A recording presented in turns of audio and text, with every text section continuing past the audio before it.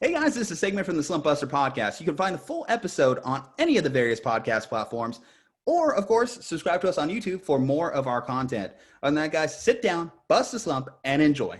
Just breaking it down from the bottom up. Let's start with the Cincinnati Bengals. So Cincinnati, they had a bit of a rough season, you can say the least. A couple wins, but they did get that number 1 overall draft pick, and they used it to successfully draft Joe Burrow, their quarterback of the future. Do you believe that Cincinnati has reason to be optimistic this season, or do you think it's going to be another long year for them?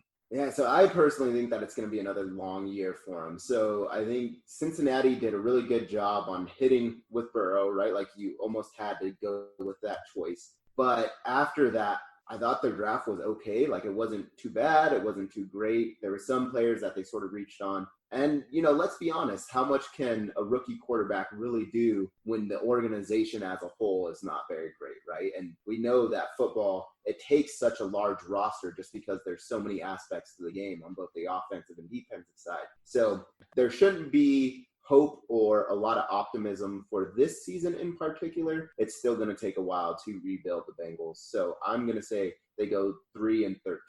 3-13. Hey, it's an improvement from a 2-win season. What about you, Bob? I would agree with that. I mean, I don't see a reason why they would be that much better. And I think every other team in that division will also be better with maybe the Ravens staying about where they are. I mean, it sounds like, unless the Browns really just are cursed and can't fix their situation, I don't see why they would not be better. And Steelers have Big Ben back. So I would agree with that. Either they'll be 3-13 or they'll be a better 2-14.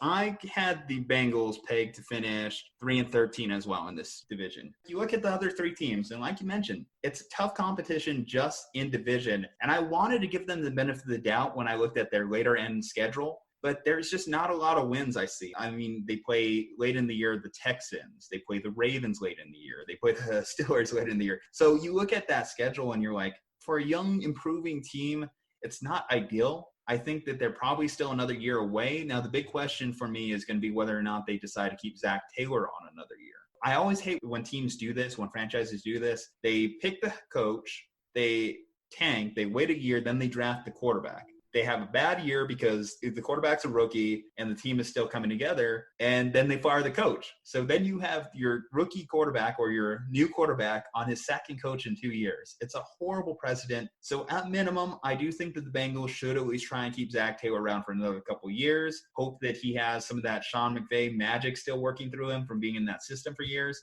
And ideally, there's worse situations for Joe Burrow than ending up with an offensive-minded head coach. There's weapons there. He still has A.J. Green there. Joe Mixon's still there. They're going to put up a little bit more fight offensively, I think.